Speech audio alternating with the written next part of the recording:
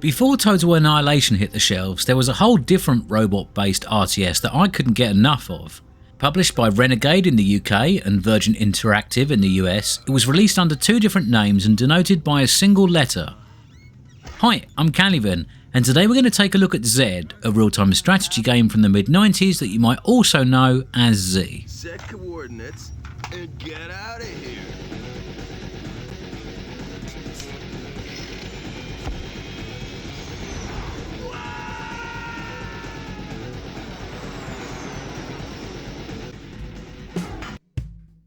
Z was a product of the Bitmap brothers, a British developer who had been pretty active in the industry in the decade that preceded its release.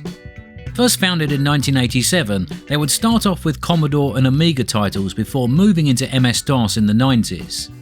The Bitmap brothers logo would go on to be something of a mark of quality for those in the know, and they developed not only a series of successful games, but also a reputation for creating solid, if somewhat difficult titles that were well made and normally had a touch of humour about them. Early Bitmap Brothers games would be successful across multiple platforms. Their first release, Xenon, was originally created for Atari ST but then ported onto Amiga, Amstrad, Commodore 64, DOS, Apple and ZX Spectrum.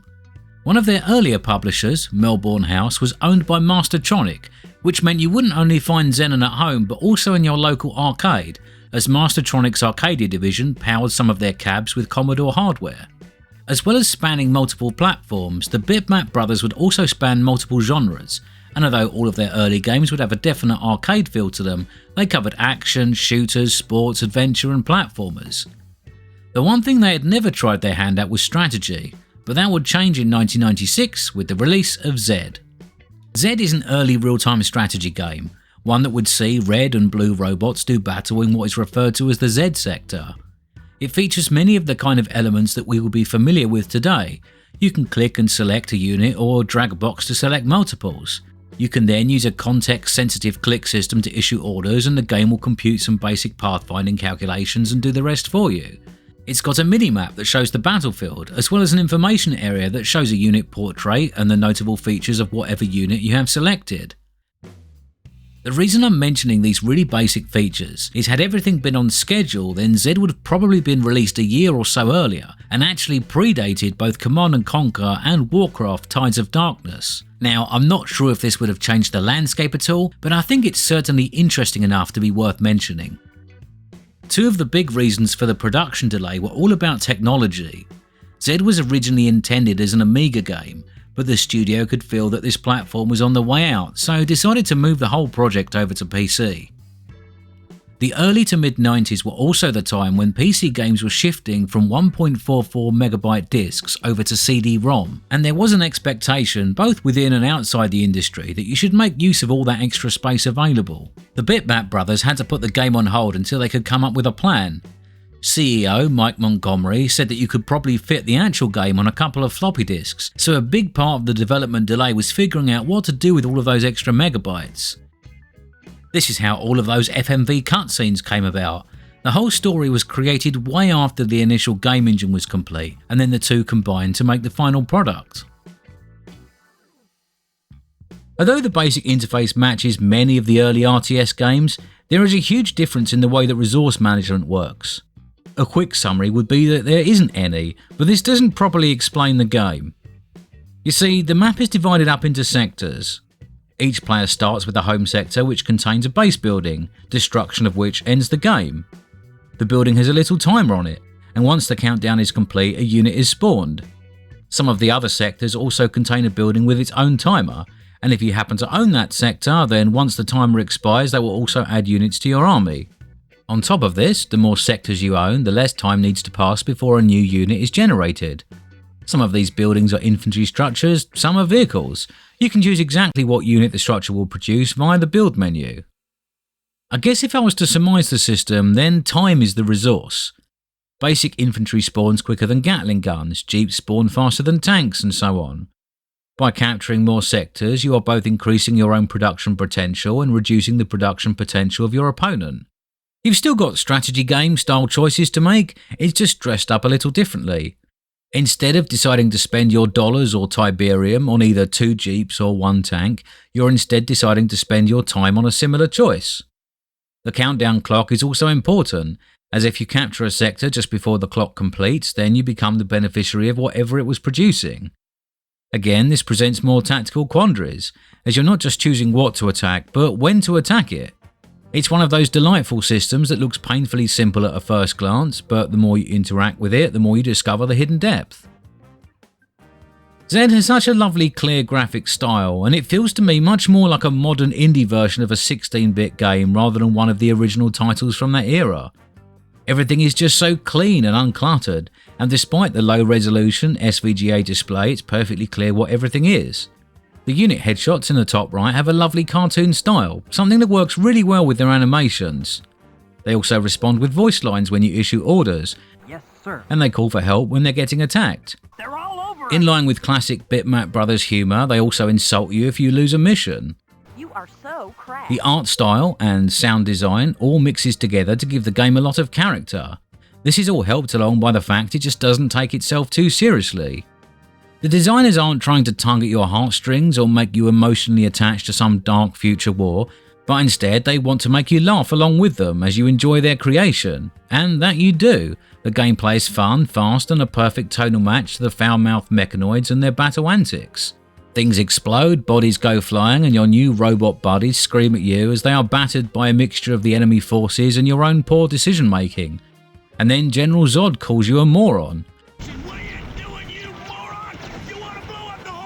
But you don't care, because the retry button is right there and you're still having fun. Despite the comic touches, the gameplay is still solid. The maps might look simple, but the various terrain obstacles allow you to flex your tactical muscles. Infantry can cross rivers, but vehicles have to use bridges. Cliff and rock formations are impassable, but they are also destructible, so you can use them to open up new routes of attack. You need to capture sectors, sure, but you'll also need to defend the ones you have, or make sure that you will be able to counter-attack before that sector spawns a new unit. You also need to ensure that you can apply overwhelming local superiority to keep losses to a minimum. Reinforcements exist, but they are infrequent, and as such, keeping losses down is just as important as capturing and holding a territory. From a control point of view, things can take a little bit of getting used to, not because there is anything really wrong with them, but because they are just a little bit different from the RTS games we're used to now. Units are automatically deselected once orders are issued, something that rewards mechanical skill and punishes indecision. The screen centers on a unit when you select it, which feels pretty smooth if not a little unnatural. These things do take a little bit of getting used to, but by the time you're a few missions in, you've generally got the hang of it. One thing that is still very impressive to this day is the quality of the AI.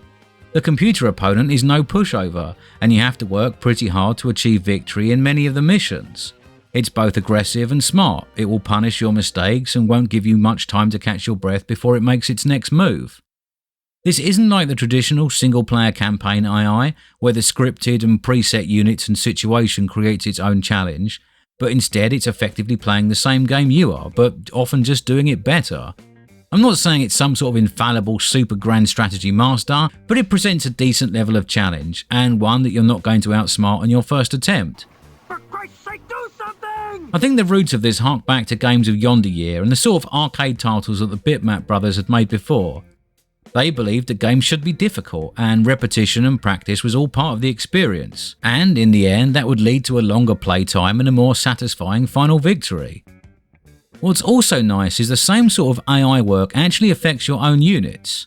You do have direct control, but when you've not given them a specific order, then instead of standing still oblivious to the outside world, they will tend to make themselves useful. If you leave a grunt near a capture point, he'll wander over and grab the flag. If an enemy jeep attacks and the driver is killed, a nearby infantry robot will move a few steps over to it and hop in the driver's seat. They don't have complete autonomy, but they do certainly have far more individual decision making than you would expect, even from a modern game, let alone one from 1996. The game itself takes place over a series of missions, the number of which depends on exactly what version of the game you have. The DOS version had 20, while the Windows 95 version had even more. There was also an extended version that included some 35 missions. Each of these is prepended and bookended by some CGI cutscenes via the medium of our two robot protagonists. This pair can only really be described as a couple of metal douchebags who spend way more time drinking beer and avoiding work than the space trucking they are employed for. It's hardly highbrow comedy, but it's difficult not to smile at these two robotic idiots as they go about their duties and frequently get chewed out by the consistent yelling of General Zod. I've seen Zed labelled as a Command & Conquer clone, and not only do I think this is unfair, but it also just doesn't match up with the facts. As we've already discussed, development on Zed had started way before Command & Conquer was released, and another one of the delays during production was the result of the Bitmap brothers losing their lead programmer. This lead programmer just so happens to be Steve Toole, who had joined Westwood Studios some 3 months before the release of Command & Conquer. I think that's a bit close to imply that any influence was the other way around, but what's far more likely is that both projects adopted concepts from a shared pool of precursor games. If you take a careful look at Zed, then I think it's possible to actually see the influences yourself. We've mentioned before on this channel how the precursor to Command & Conquer was Dune 2, and that was influenced by a game called Herzog's Zwei. I can easily imagine a world where Zed had a similar story. Herzog's Zwei looks like exactly the sort of game that the Bitmap brothers would be interested in, and being an action arcade title, it was right in their wheelhouse. In an interview, Mike Montgomery said that Zed was in development for 4 years, which would have meant that work started several months before the release of Dune 2. I wouldn't be surprised if some of the control system and interface layout was influenced by Dune, but it's also just as likely that they arrived at some of the same conclusions independently. There is one thing that's very clear to me, and that's how Command & Conquer's graphics are an evolution of what we saw in Dune, but Zed's style appears to be very different. It's hard to put my finger on exactly what I mean, but just look at that explosion. Look at the pseudo 3D elements as they are flung aside. That doesn't look like something from a PC game, that looks like something from an arcade cap. Zed never quite had the same impact that many of its contemporaries would. Although reasonably well remembered, it wouldn't go on to be a household name in the way that Command & Conquer, StarCraft or Age of Empires would. It sold well enough and received some great reviews, but there was some criticism over the length of the game and the lack of a dedicated multiplayer service. It did support network and direct modem play, but there was nothing like Westwood Chat or Battle.net. I think it was also slightly hampered by a lack of studio clout. Westwood were owned by Virgin Interactive and Age of Empires was Microsoft's baby. The Bitmap brothers were a small, independent company from the East London borough of Wapping and just didn't have the sort of marketing and publishing power of the big boys. I do also need to get one thing off my chest. Naming a game using a single letter of the alphabet is one of the dumbest ideas I've ever heard of. You might as well tell the search engines that you're just not interested. And yes, we did have search engines back in '96. Even if we didn't, it's still monumentally stupid. Most physical directories and listings used alphabetical order, so Z would always be right at the bottom of that list. Aside from that petty complaint, Z is a really strong entry from the early RTS catalogue. You could argue that it's not strictly an RTS as it lacks the base building and resource management of the games that define the genre, but in all honesty, I don't think that really matters. It's certainly closer to a traditional real-time strategy game than a real-time tactics game, and it arrived at a time when the genre was still very new and future releases were yet to solidify these conventions. I think Z is one of the better strategy games to come out of the mid to late 90s. It's easy to learn but hard to master. It's colourful, fun and has its own unique flavour and identity. It's certainly not a clone of a more popular game, nor is it something rushed out to jump on the bandwagon. It's a solid game in its own right, and I think its blend of comic humour, cheerful style and interesting mechanics should have elevated it to a slightly higher position than it ever reached. That aside, it was pretty popular and is well remembered by many. Not bad for a little studio from East London. Not bad at all. It makes one proud to be British. Yeah! Yeehaw! All right! Excellent! Excellent! All right! Yeehaw! Hi there, thanks for watching this short, sharp take on Z. If you enjoyed this video, please click the like button. And if you've got any feedback, please leave a comment or come say hi on the Discord. And, as usual, if you want more of this sort of thing, then subscribe to my channel and I hope to see you back soon.